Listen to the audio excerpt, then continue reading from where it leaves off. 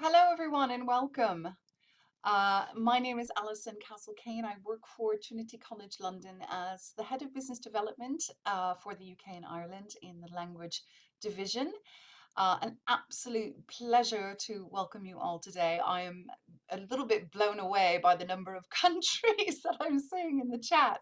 So it's so amazing that I think we've covered every single time zone there. But for those of you who have joined us very late in the evening or in the morning or late day, welcome and thanks for taking the time out to join this session. So just to kick off, this is the Transformative Teachers webinar series that Trinity has run for a couple of years. And we are just in the start of 2022 and kind of refreshing all the different sessions that we run for Transformative Teachers. This one is Grassroots Teaching and Learning, and I think this is going to offer an enormous amount to all of you attending today. I'm really pleased to be introducing Lucy Muirhead, who is a Trinity examiner, but Lucy has just about 20 years of experience in the English language teaching world. So she began as a teacher back in Italy, working with learners of all different ages back in 2003, and then came back to the UK to do her master's in ELT down in Sussex, and then went on to continue teaching there. And I think started working with Trinity about 10 years ago, 2012, if I remember rightly. So Lucy has an enormous amount of experience. And we're really looking forward to the ideas and thoughts that she's going to share with you today. A couple of just quick housekeeping things. We will keep this as a kind of a little bit of a Q&A, but I'll leave Lucy to present some of the ideas to you, and we might have some questions back and forth. If you as a participant have questions, we are in webinar mode, so unfortunately you can't use your microphone and your camera, but you can use the Q&A pod, so please put questions in there. If you have general comments, just as in terms of reactions to what's happening, feel free to use the chat. I can see everyone saying hello from all corners in the chat, so please continue to do that if you want to interact with other people on the session. But again, chat for general comments, but if you do have a burning question that you would like Lucy to answer, then please use the Q&A pod and we'll pick it up at the end. So I'm going to hand over to Lucy now, and we shall get started. I'm going to stop sharing my screen and let you share, Lucy, if that's okay. Okay, hi everybody. It is so great to see that there are people joining us from all around the world. It always feels really exciting. So let me just find my slideshow, just get it ready. And whilst you're doing that, Lucy, I might just remind people, I have said it in the chat, we are recording today's session. So if for anyone who signed up, and of course if you're here today, you'll get a link to watch the recording.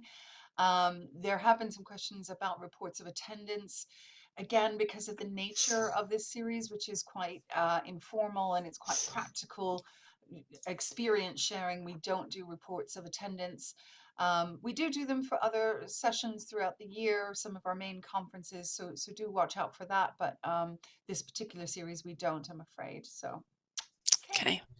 All right, I'm ready. So first of all, I'm sorry, I'm just getting over a strange bug. So if I suddenly feel I'm going to cough, I might mute myself and cough and come back on.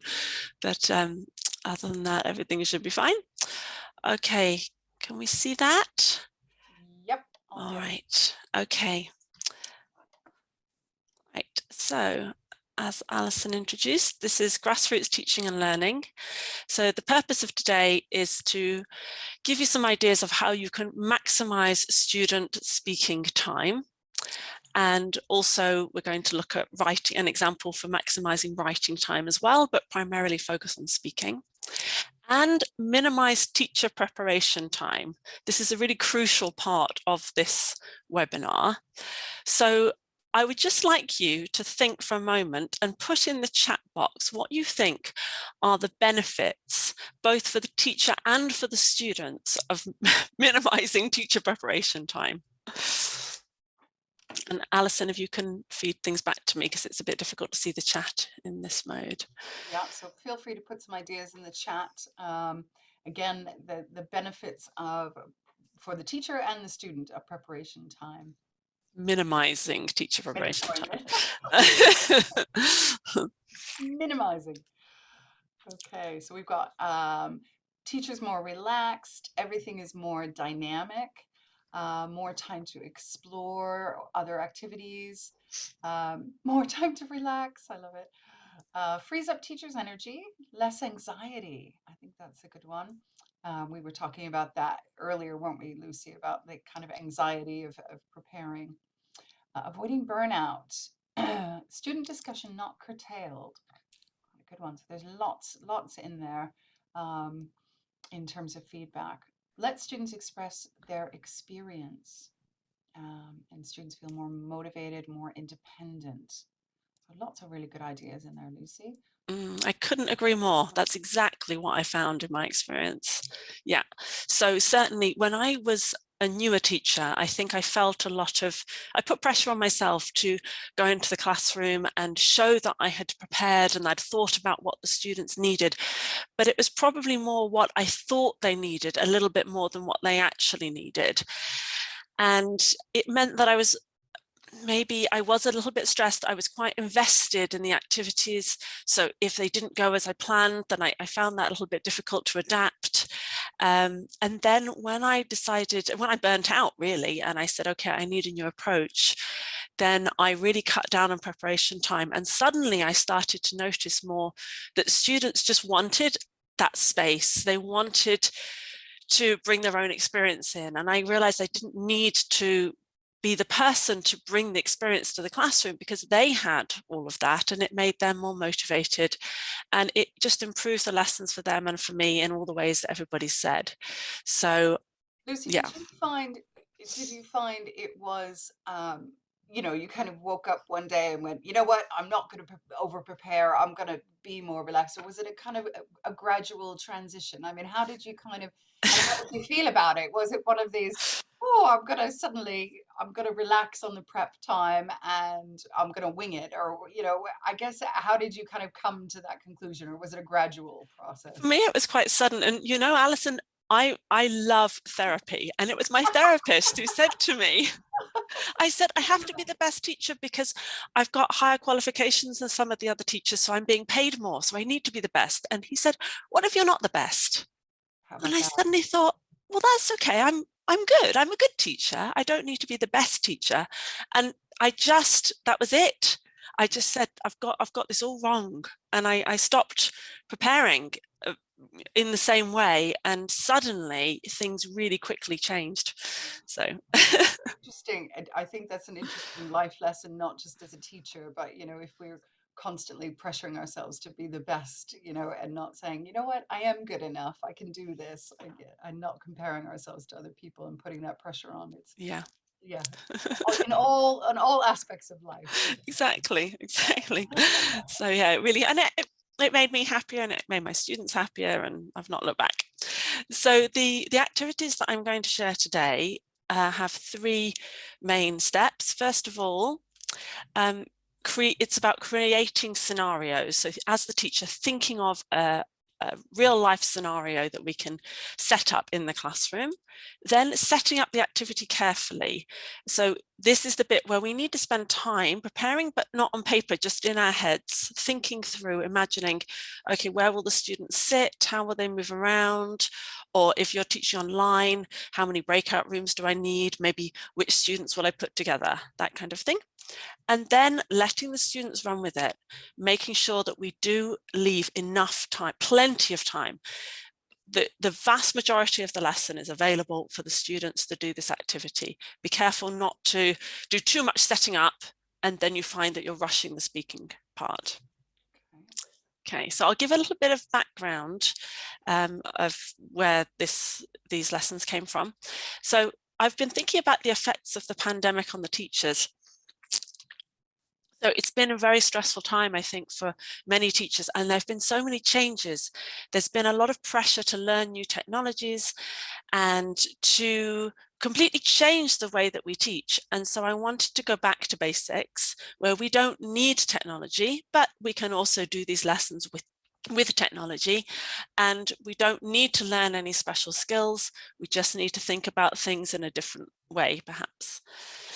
The second thing is students ask for more speaking. That's my experience. No matter how much speaking I do with them, they always say they want more speaking. So I've been looking for ways to really try and give them that. Minimize preparation, as we've discussed. Using your students as a resource, as we've also discussed, asking them to bring their ideas and experience into the classroom, because it makes the lessons more motivating, more meaningful for them, and more useful, I think. And I want to just tell you my teaching context because it's quite specific. I've taught in a number of places, but the main place that I was teaching for 10 years was a language school where we had students coming for a number of months, maybe even a year, and I would see these students for perhaps 15 hours a week. So I had a lot of contact time with them, and I needed to do long activities to fill that time. And I'm very aware that there may be people attending today who don't see their students for very long each session. So you, of course, may need to change the way you do these lessons. You may need to do all the setting up in one lesson and then the speaking activity in another. So I just want to acknowledge that that was my specific context that I developed these lessons in. And Lucy, just, I mean, Mhm. in terms of it, that demand for speaking is, or the need to create as much opportunity, I totally understand. I mean, I worked in private language school settings where I've only had an hour a week, and you just think, I've got to make the most out of this lesson. But it is getting that balance between, I guess, the quality of the type of exercise and maximizing that quantity, isn't it? It's kind of striking that balance.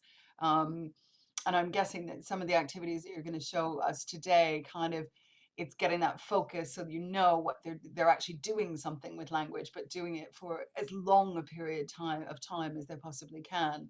Is that Yeah, so that's trying to get that balance? Yeah. I'm going to basically show one model of an Okay. activity, one thing that I do, but I can just vary it for each level and Okay. for different language points. So once I realized this was a way to approach things, every time I wanted to do an extended speaking, I used the same basic method, and that meant that I could just plan in my head on my way to work or Amazing. maybe on the way home the day before to be on the safe side. Coffee and I'm done, right? But Yeah.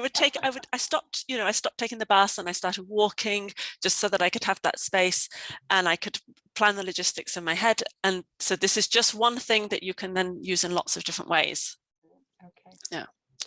Okay, so the lesson rationales are to give the opportunity for review of recently studied language. So this is not a way of teaching grammar and vocabulary. This is a way of giving students a chance to practice using it. So I had already taught it and I'd already given them controlled practice, worksheets and speaking activities, but this was then the bigger, freer practice. Extended speaking practice. I think there's something really different about speaking regularly for maybe 10 minutes in another language and speaking less frequently, but for 40 minutes. When I lived in Italy, I moved there, I didn't know believe me, any Italian. It was just terrible. But I wanted to learn, and I would talk with people and sometimes go out in the evening and just talk, just using the present simple for everything, because that's all I knew. But I felt after 15, 20 minutes, things just started to get a little bit easier. And there was something really important about that extended time. So that's what I aim to give my students with these lessons. I think it's confidence, isn't it, as well? I've had the same experience living in Japan and France where, well, Japan, I didn't know any Japanese at all. France, I did have some, but it was that kind of, I'm terrified to speak because I've been taught in grammar translation mode for years in high school. But you're right, it's like just giving yourself that room to go, I'm just going to do it, you know, and then gradually you build that confidence. Yeah. So yeah, And absolutely. as you'll see, the activities as well give students the opportunity to have the same kind of conversation several times. So that helps Okay. to build Yeah. their Yeah. Yeah. confidence Yeah. as well. Yeah. So the other point is including all students equally. Everybody has a role.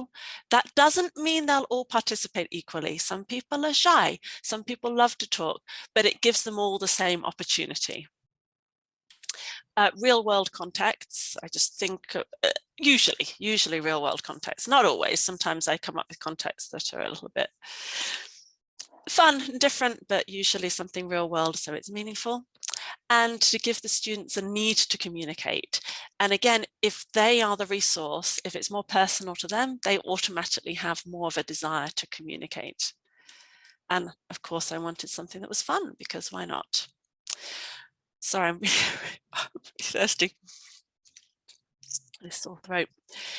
So I'm going to take you through some lesson activities starting from elementary and then pre-intermediate, intermediate, upper intermediate and advanced, and show you an example lesson that I did at each level and how I set it up.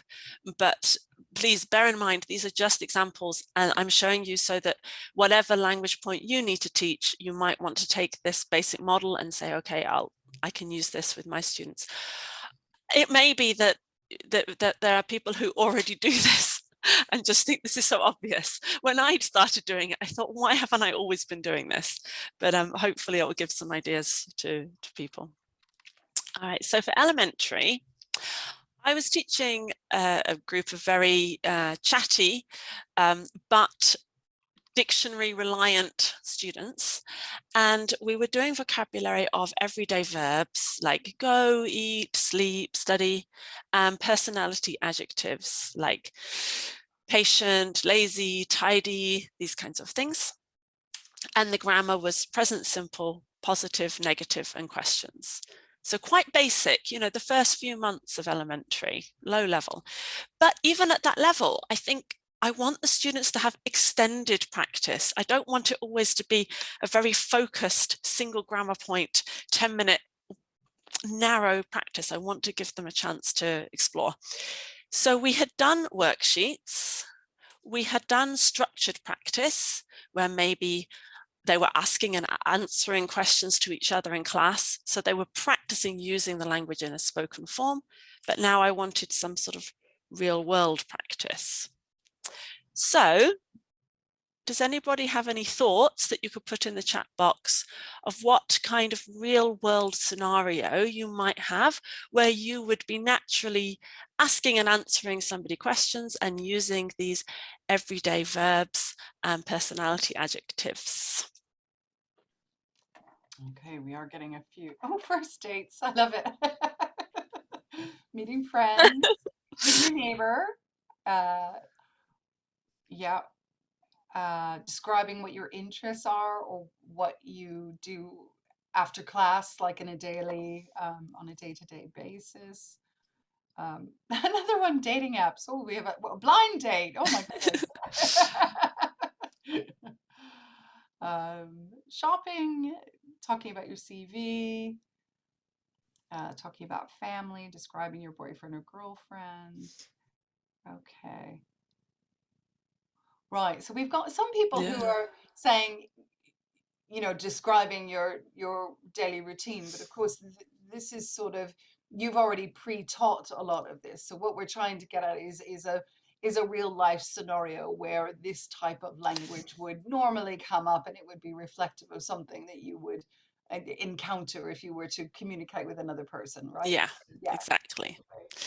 Okay, so Oh, we got flatmates. Flatmates is well, that was the one that I had. That's what I had. So I thought finding a housemate.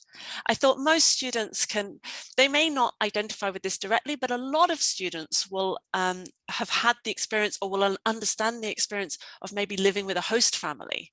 And that yeah. was the case for my students. So most of them lived with a host family, or maybe they needed to find an apartment. So there was something that was related. So I thought, okay, this is the scenario. They're going to be looking for housemates or looking for somewhere to live.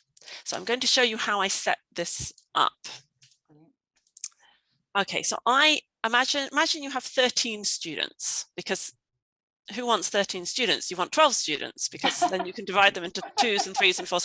But you might have an odd number of students, but it's fine. It doesn't matter. You can, none of these activities rely on a specific number of students, but just think maybe, okay, how is the best way to divide them up if I have this many? So I put them into two groups, 6 and 7 in pairs or threes. And I said, okay, so you are housemate hunters. I didn't use that term because they were elementary, but they're looking for housemates, and you guys are looking for somewhere to live. So I asked them to spend some time with their partner thinking of what kind of people they were. So are they the party type? Do they love a fun house with lots of activity? Do they stay up late? Are they quite lazy but really sociable? Or are they serious? Do they start work early and finish work late? They want a quiet house and somebody who can wash the dishes and keep the house tidy. So they have an opportunity to think about all of this language. And I gave them maybe 5 minutes, possibly 10, but not too long, because I wanted them to think what kind of people they were and what kind of questions they would ask their the if they were looking for a place to live, what kind of questions they would ask the people who already live there. But it's really important that this is a free speaking activity. So I didn't want them writing out lots of specific sentences and then doing the speaking activity and reading their sentences off a piece of paper, because that's not what we do in the real world. Did you encourage them to take any notes? Would you allow them to kind of refer back to maybe some keywords or things to help them? Yeah, Yeah, I okay. think because they were elementary, I think we did Yeah, some practice first review of some vocabulary and what it meant and these kinds of yeah, things. So it all depends on how much support your students need. But when it comes to the speaking activity, they're going to make so many mistakes, and that's fine. That's fine. That's part of it. They need the space and the freedom to do that. Yeah. So I gave them some time, but let's say 5 or 10 minutes to prepare, but not over prepare. And then I set the tables up, and I had all of the housemate hunters one side and the house hunters the other. And I said, okay, now you have, I find honestly 7 minutes seems to be a good length of time to then interview each other. 5 minutes can feel too short, like you're cutting them off before they've had a chance to ask everything, but 10 minutes they can lose focus. But yeah. again, it depends on your students. You may need to do a little trial and error. It depends how confident, how chatty they are. So they had to say 7 minutes to interview each other and see if they were compatible. And then I said, okay, now I want all the house hunters to move round to the next table. And you then do the same thing again for another 7 minutes. So they're repeating the same kind of language, but with somebody else, thus building their confidence and giving Yeah, them plenty of chance to practice. yeah, And then after another 7 minutes, they move again. I found that maybe three partners again is enough. Even if you have a much bigger class, I think doing it 3 times is probably about the right amount. And then at the end of that, I said, sorry, I started to check I hadn't missed anything. Then at the end of that, I said, okay, now discuss with your partner who you would like to live with. And then we fed back as a class. And this was funny because sometimes a pair said, oh, we'd really like to live with this person. And that pair said, oh, no, we don't want to live with them. So I think it's nice to have that kind of feedback, just because it makes the activity, again, a bit more meaningful. yeah. So that's what we did with elementary. And it's great having that, as you say, it's that 2 or 3 times to kind of just try to increase your confidence as you go to another pair, and but not do it so many times that it becomes kind of meaningless. You've got to get that new information with 2 new people. It's not exactly the same exchange, is it? But Yeah. someone was asking, and I'm sure maybe they're teaching in a secondary school, but have you ever tried this with a group of 30? Or I guess challenging. Would you divide the group into two, maybe two sides of the classroom? But it would be hard as a teacher, I think, to monitor What's your feeling? What's the biggest group you've come up Gosh, with? I meant to say actually in my teaching context that my students, I had classes of about 16, I'm Right. sorry, Okay. about 16, and they were generally aged between about generally 18 to 25, but Okay. minimum 16 and then maximum any age. So they were young adults. It was a multinational context. Sometimes I had classes of sometimes I did have monolingual classes. It was just the way that it worked out. Yeah. But I often had mixed language classes. So it did make this quite easy. So I don't know. I don't know. Maybe attendees could maybe help each other with this if there's other people who have ideas on this, because I was quite lucky that I always had quite, small classes. Or I guess you can, you could have another role of somebody who almost plays a moderator or an observer in each group, so that, um, you can involve more students, and their job is to, you know, what went well, what didn't go so well, what was challenging, that kind of Yeah, thing. definitely, especially if you've got some students, one or two students who are particularly strong. I do Yeah, yeah, do that, and I think it's good to go around and monitor and just feed in and maybe correct as the students go along. yeah, So it's useful if they have peer correction, but again, don't correct too much, because I know from my experience at secondary school of learning a language that when I was corrected all the time, it blocked me and I never developed any confidence. In fact, I thought that I was absolutely terrible at languages up until the point that I became a language teacher, and then I discovered how much I loved it, and it all suddenly made sense. But it was that blocking, that overcorrection for me was a real sort yeah, of nail in the coffin. So you want to support them yeah. by giving them just enough. And But it is, as you said, it's okay to make mistakes. The purpose of this is really to just try things out, and not be overcorrected, or, so, yeah, and likewise for the teacher, it's okay to make mistakes as the teacher. So I've done these lessons, and sometimes I've spent so long setting up that I've not left enough space, really enough time yeah, and I've only been able to talk to one person, one group, and then the lesson's ended. And I've thought, oh, damn. Or I've given them too long or not enough time, or I didn't plan the logistics quite right. Well, it happens, yeah, but it was still useful for them. So don't worry, this doesn't have to be perfect. It's fine. It's yeah, just a way of setting things up. yeah. Okay, so we'll have a look at pre-intermediate example, and you'll see that it's a very similar concept. So at pre-intermediate level, we were talking about places. So it might be seaside or a village, or it might be places in like a monument or a museum or something, leisure activities, sports, that kind of thing. And the grammar we were doing was comparatives: bigger, smaller, as good as, etc. So again, would you put in the chat any ideas you have of how you might use, what kind of real life scenario you might use to use this language?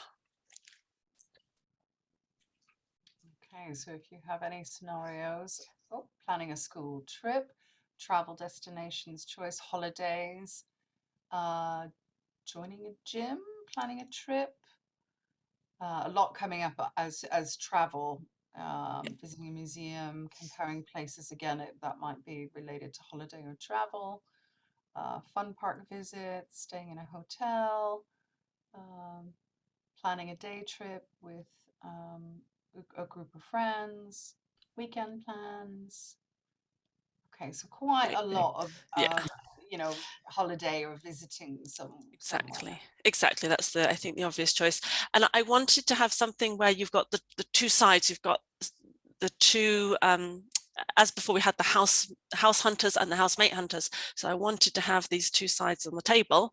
So I decided to do travel agents.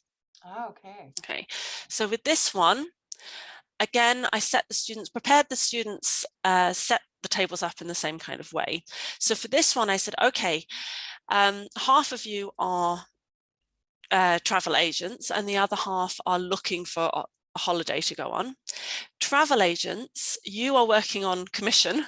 Again, this is something I put in different words for my pre-intermediate students, but the idea is you're on commission and you are sort of rivals with your partner. So you want to sell your own country as the best holiday destination and Brilliant. I love convince. this commission idea.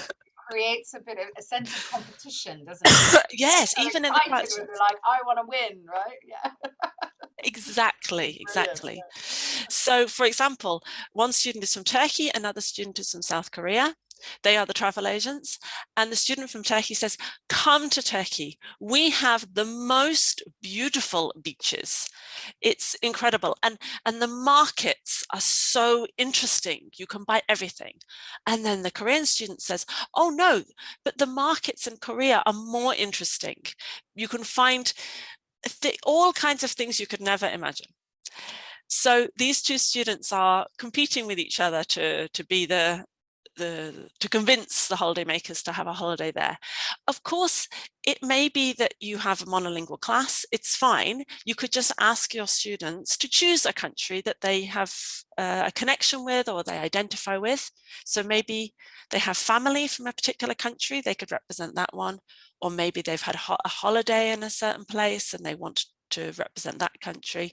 And it doesn't matter if they don't know so much about the country, they can still, it's fine, they can still say what they know. So yeah, so with this activity, I gave them some time to think. The travel agents were thinking by themselves what they could say about their country and think about how they might use the comparatives with it, how they might say this is bigger, this is better, this is more beautiful. And the holiday makers, I said, think about what kinds of questions you want to ask and what kind of holiday you want to go on. Do you want a beach holiday? Do you want a historical holiday, etc.? So then when I put them together and I give them their 7 minutes to find out which holiday is the best, then they're prepared. And then after that 7 minutes, they move around. And let's say at the next table, the students are representing Colombia and Saudi Arabia. And they do the same thing again. And then after 7 minutes, they move again. And they've got Japan and Brazil. Or they may even have Turkey and Colombia. They may have the same country again. That didn't matter. Sometimes I had a few students from Korea, and so fine. But I did think in advance, okay, where are my students from? Or how might I arrange them? So you may be that you want to say to your students, okay, choose a country that you're going to represent tomorrow in class, and then you've got a little time to think about how to organize them. So it was quite useful to think how I would pair them up and also how I would try to avoid matching holiday makers with agents from the same country. So if, but you know, it was fine. It all worked out fine. It Someone doesn't said have to in be the exact. chat, Lucy, which maybe, well, it is a good idea. If you've got a monolingual class, everybody's from the same country, you could do destination cities within your country, and then, you know, you could pick out reasons to, you know, do a staycation, as we call it, you know. But yeah, I mean, it's the concept, isn't it? There's a lot of flexibility here in working with different types of learners and their background, if you know, if they're all in a monolingual or monocultural situation. So Great. yeah, Great, exactly, because this is just what I did in the context that I had. yeah, But the idea is that, of course, you can do whatever you want with yeah, this. yeah. So that sounds very 2022, doesn't it? Staycation. Yes. Post-COVID. Oh, dear. Okay, so I think that was the pre-intermediate one. Okay, so you get the idea. Intermediate, again, same basic principle, but the setting up is slightly different. So with intermediate, I was doing reporting verbs and narrative tenses and reported speech. Okay, so reporting verbs like said, told, etc., because they have a different pattern, and narrative tenses, past continuous, past perfect, past simple. This is something that a lot of students struggle with, but it's a lot of fun. You can have lots of fun with it. And reported speech was something I included because we'd been doing that language, but you don't have to make this doesn't have to be part of the lesson. So if you've got a strong class and you think they can handle 2 grammar points, then great. And if you've got a weaker class or you just want to focus on one thing, you can. So for this one, one of the obvious topics for me is crime, and the activity was alibi. This is one of my favorite activities. It's not one that I came up with. I read about it somewhere, and it's so simple, but it just works so well. So you divide your students again into 2 groups, and you say, okay, one group you are suspects and the other group are police. You need some sort of setup before this where the students who are suspects of something.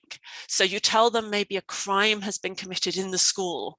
Maybe, you know, some money has gone missing from my bag. Somebody has stolen from me and I know it's one of you in my class. Something like that. Right. Whatever context you want. And you say, okay, suspects, you're in pairs and the crime happened last night at 10 o'clock. And you are going to be interviewed by the police, but separately. And you need to make sure that you have the same story and your story matches. And if your story matches, the police will believe you. But if your stories are different, they will be suspicious and think one of you has committed the crime. So the suspects have maybe, you need to give them maybe 10 minutes to think about, plan, okay, what were we doing last night? Where did we go? Did we go to a restaurant? What did we eat? What did you eat? What did I eat? What were you wearing? They need to try and think of as many details as they can so that they've got the same story. In the meantime, the police think about what kind of questions they can ask, especially ones that might trip the suspect up. What might the suspects not have thought about? And then I can find out, ask them a question and find out if they're lying. So they need that preparation time to prepare their story and to prepare questions. This must be so fun to do. I mean, and I can see, and it's just the challenge of, again, it's that sense of kind of competitiveness of making sure as suspects we're really, really thorough and we cover everything that we might get asked, and the police trying to catch them out as well. So yeah, huge amount of fun, I think, for practicing language that can be tricky and sometimes a bit boring, isn't it? But this is a really fun, exciting way to do it. Yeah, I love it. Yeah, it's really fun. And what's so funny is that I used to do lessons like this where I prepared so much stuff. And then I came across this lesson idea and thought, oh, of course, there doesn't even need to be a crime. There doesn't need to be anything. They can just come up with a story of what they did last night. And that is the context. Yeah. So it's so simple. So in terms of the seating, though, we have to think more carefully. So with this one, everybody's going to be speaking on an individual basis. There's going to be one suspect at each table and one police officer, because you need to separate the suspects, otherwise the activity doesn't work. So you've got your suspects and your police all separated. So I thought, for example, if you've got an odd number of students, I thought it would be better to have 2 police officers together rather than 2 suspects. Yeah. You know? So I thought, okay, if you've got, you know, put the odd number as the police officers. So that little kind of thing can be worth thinking about. And then let's say from this group here, this is one of the suspects and this is the other one. I would make sure that they were not sitting next to each other because I didn't want them to be able to overhear what the other one was saying. So it depends on your classroom setup, how much space you have, etc. But that was something I realized the second time I taught it, that it was spacing them out. And then you'll have your corresponding police officers. It's important that you have the suspects and the police matched up properly, because if you've got 2 suspects and then the 3 police officers, you need to make sure that they're matched together so that when they finish telling their stories, they can come back together and compare. So you can't randomize, you can't just put the police anywhere and the suspects anywhere, because then they can't come back together as a pair and compare their stories. Right.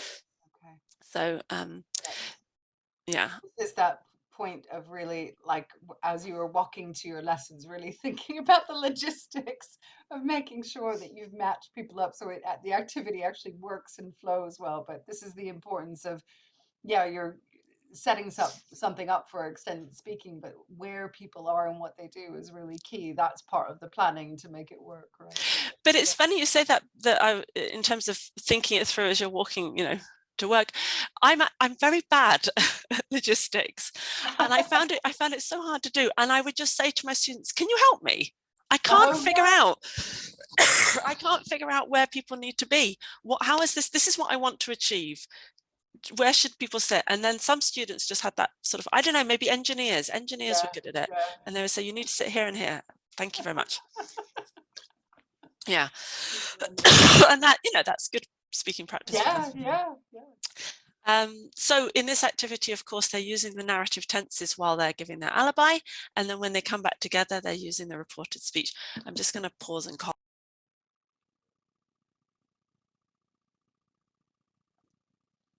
Okay. All right, upper intermediate, I think. All right, so this one, I didn't have a grammar point as such. I started off with a theme. So I had a lot of freedom with what I taught and how I taught it. So I would often have a theme for the week, and then I would think of what language would fit in around that. So I was doing the theme of relationships, and the vocabulary was it could be the romantic relationships, it could be siblings, family, it could be colleagues, whatever kinds of relationships that might be suitable for your students. And then I decided, oh, there's lots of grammar we can include. Habits, reported speech, regrets, hedging. So habits might be things like, "You're always doing that. You're always saying this. Oh, you'll do that, and then you'll never do this." So that kind of more subtle grammar. Reported speech, obviously. Regrets could be, if I'd known you were going to do this. Oh, well, that's quite tricky grammar there, but that kind of thing with conditionals. And then hedging, oh, you might want to do this, you might think about doing that, you could try something else. So there was lots of different grammar that I could bring in with this. So the topic that I chose to do was one of mediation. So I thought, I'm going to have two people having an argument, and somebody else is the mediator trying to resolve the argument. So if you've got, again, your groups of students, then here you might have some who are mediators and others who are, for example, siblings or a married couple or whatever seems suitable for the age, whoever your students are. So for this one, I decided it was better to divide the class into 1/3 and 2/3. So the mediators were working alone, and the siblings, of course, were in 2s or 3s. And again, set the tables up so that you've got your mediators and your siblings set like that. So the idea was, before this activity starts, siblings, I want you to decide what kind of problems you're having. You're arguing with each other, you can't resolve it. You're angry with each other. They could think about what kinds of things they could say, how they might use the language. And the mediator's job was to use maybe hedging language. Oh, why don't you try this? Could you try that? To try and resolve the problem. And again, they moved around after a few minutes and spoke to somebody else. Oops, and they moved again. So at the end of it, I asked, okay, who was the best mediator? Did they solve your problems? But, this kind of activity you could do with so many different situations. Yeah, a few people have said in the chat. I mean, I think it depends on, you know, again, the age of the students, or, the culture that you come from, whether it would be like a family relationship or a couple, or, but it's the same concept, isn't it? So you can choose something that feels right for your learners. Somebody asked, Lucy, and this might be a good point just to kind of put this to you, and it's just the role of the teacher here, and it was that balance between, should the teacher be error correcting or should the teacher be quietly monitoring, um, and just if you had some comments on that and how you would approach this, because obviously you do want some, I guess, some level of feedback as you come back together, but would you work with each group individually to do some support as the activity was going on, or would you wait to regroup? How would you approach this? So everything changed for me when we were given swivel chairs at school. And I could just wheel up to a group and sit with them for a few minutes and then wheel up to the next group and sit with them. So I was just constantly wheeling around the classroom, and I was always with one group or another. That's what I did. But of course, it just depends on what you think your students need. But I would sit with a group, and, or sometimes if they were nervous, I would just sit near them and listen. And I would say, don't worry, I'm not here. And I would just sit and listen out. And then maybe I'd go over afterwards and say, oh, by the way, you could say this, or just remember that. So I would do error correction as they went along. Of course, you can also do error correction at the end. You can take notes, write down some things and then go through them at the end. But for me, I didn't want to do that because this was a live speaking, and I don't know, I felt that it would be more useful to correct them in the moment, because then they had chance to use that language correctly with the next partner, Yes, for example. So they can kind of immediately apply it and go, oh, I've just remembered I made that error. Next time I'm going to try and Yeah, make that correct. yeah, There was another point as well that I was thinking of earlier, but and this is an age-old problem, isn't it? It's the shy students, the students that they're probably a little bit out of their comfort zone anyway, and again, it depends on their culture, what their experience of learning is, whether they've been given lots of opportunities to speak in the past. But do you have tips or advice for how to approach that? I mean, I guess one thing that you did just say is maybe give that sense of I'm supporting and listening, but I'm not hovering and listening to every word is probably something that's helpful. But anything else for shy learners that you might say? yeah, a couple of things. I think I'd probably maybe be inclined to put them in a pair rather than on their own. So in this activity, I'd maybe put them as a sibling rather than a mediator. Yes. But with, for example, the travel agent one, although they may be shy, they want to sell their country. They've got that Yeah. reason to, and they're proud of it, So that gives them an automatic role. They don't need to find that confidence to create the role. They've got it already. Yeah. So some activities I would really think, okay, how can I create that That sense of place? motivation through the Yeah, intrinsic yeah, nature of the activity and kind of wanting to go, oh, I really want to win, or I want to participate because yeah. there's an end goal besides just speaking, right? Yeah. Yes. Process. And the other thing that I think is, for me, has always been absolutely essential is to create that sense of togetherness in the class. So if I had a student who was very shy, but everybody's got their strengths, maybe I would hear them say something and they had some beautiful phrases or lovely pronunciation. And I would say how good it was in front of everybody. I would say, Yeah. oh, I've heard a fantastic phrase from so and so. Could you tell us what that phrase was? Oh, that's so useful. Where did you hear that? Oh, that's really good. So I would always praise students in front of other students, because it makes students think, oh, maybe that person, oh, they're quiet, but they're actually very good. Yeah. So I think that ongoing process of building their confidence can help. And because everybody's speaking at the same time in this activity, then that takes the pressure off them as Yeah. well. And Nobody's they're in small back. groups. Yeah. So Yeah. but some people are just shy. They say to me, look, I'm shy in my own, it's not about English, I'm just shy. And Generally. Yeah. that's fine. They've got their role. They don't need to speak as much. It's not about how much, it's about just taking part, Absolutely. So, okay, so the last thing I'll talk about, because I know we're up against the time, is advanced. And I just want to give an example of something I did with writing, because with advanced students, it's so easy to do extended speaking. You just walk in and say, how are you? And they often just, that's it. They can talk for the whole lesson. So I wanted to give them extended writing practice. And for this, the topic I did was vocabulary of affection and anger, and grammar of future tenses and future in the past. So future tenses were actually things like future continuous, I will be doing, future perfect, I will have done, and future perfect continuous, I will have been doing. So the kind of tenses you would cover at the higher levels. And then future in the past, I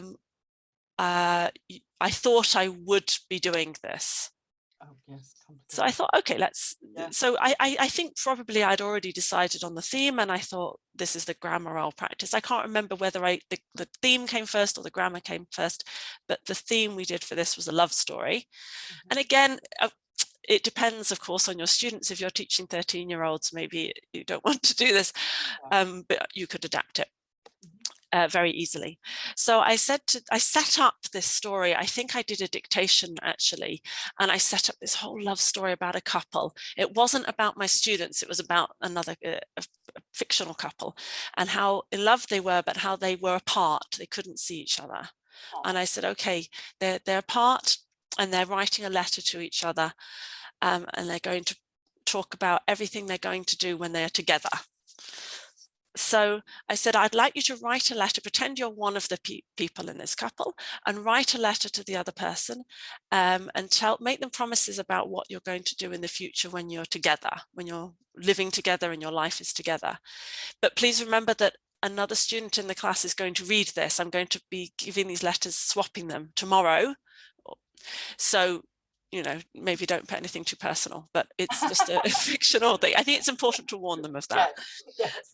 So, and I gave them an example, and again, I gave them quite specific instructions. I said, okay, I'll give you an example, and I want you to use 3 examples of future continuous, 3 future perfect, and 3 future perfect continuous. So it was very specific. You must include this grammar, but think carefully about how to use it, how it works in this context. So for example, my darling, we still have another 11 long months before we can be together again. But I promise you that this time next year, we'll be living in our beautiful new mansion, breathing in the sea air. Okay, so I gave them, I don't know, it's quite difficult to judge with writing, but maybe even like 20 minutes, maybe 30 minutes, plenty of time, maximize this time. So you really need to think about the style of this, see if you can use some nice phrases. Look at not just the grammar I'm asking you to use, but things like breathing in the sea air, this use of the gerund, you know, make this the best writing you've ever done. So I gave them lots and lots of time to write. And then I think I collected in the writing and maybe photocopied them and marked the photocopies. And then the next day I said, okay, now we're going to give your letter to somebody else to read. So another student is going to read this letter, but I'm very, very sorry to tell you that the relationship has not worked. Time has passed. You got together, you had this time together, but you've broken up. And now I want you to write a reply to this person, responding to everything they've said, but what really happened. And here is the chance to use the future in the past. So, for example, my ex-darling. How could I have been so trusting? You said we'd be living in a mansion by the sea, but it was barely more than a cupboard. And the sea air turned out to be rising damp. And so on. So they're responding to a real letter that somebody else has written. And they need to look at the language and think about how they can reply using the other language and just have fun with it. And then, of course, they give the letter back and then they can read the reply as well. So the activity has that kind of meaning. It's brilliant. It's creative. It's fun as well, and you know, some very specific things that they can practice. But as you say, encouraging them to really look at their writing and being a bit of flourish with the, you know, what they choose to incorporate. So Yeah. And with this one, actually, I had an odd number of students on the second day. So I ended up taking the role of one of them and writing the reply so that the student had something to read. And I've done that in the speaking activities too. So you can, instead of maybe monitoring, you could just be one of the participants. And not all the students will have a chance to work with you, but some of them will, and that's another approach. Nice experience, but, you know. Yeah, so that's it. So in summary, begin with a language focus or a theme, but choose which language you want to practice. Think of suitable scenarios. Plan logistics, group sizes, stages, seating, maybe breakout rooms if you're doing this on Zoom, timings, etc. Think how to set up, maybe a few images or a backstory. You don't need much, but you want to create that story at the beginning of why they're doing this. Prepare the students, but don't over prepare them. So they've remembered this is something you do after teaching the language on a separate day, ideally. So give them that structure, but let them make mistakes. and don't overcorrect them. And conclude the activity, which housemate would you like to live with, or read this reply, or whatever it may be, because it brings it all together. That's it. And any questions? Brilliant. Lucy, thank you so much. I think everyone, there were lots of really positive comments through the chat all the way. People going, oh, I love this idea. So it was hopefully one of these that you can kind of go into your class tomorrow or next week and say, I'm going to try this out. This is brilliant. There are a few questions in the Q&A, which I've just gone through very quickly.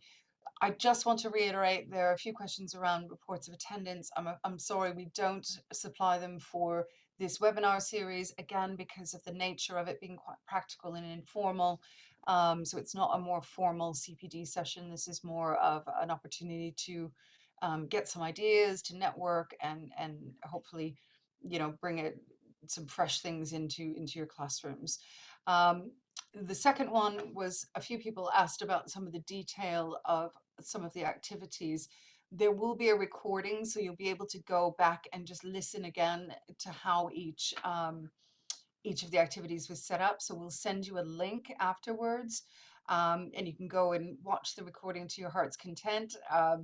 There will be some people, I know there are lots of people that signed up that maybe weren't able to join us today, or those who left early. They will also get a link if they haven't been able to see the whole session as well. So massive thank you to you, Lucy. Again, lots of positive comments coming back at you. I think everyone enjoyed it. And thank you again for joining us, taking a bit of time out of your day to join the Transformative Teachers webinar series. We will be releasing details for the March session very soon. And they do happen once a month, so look out for the next one. We will update you when everything is published, and do keep checking back on the Facebook page. You can follow us on Facebook, where we always post new sessions, and it's an opportunity to interact with other people as well. So thank you again. Have a brilliant afternoon, early evening, late evening even for some of you, and we hope to see you at another session. Okay, thank you. Thank you very much.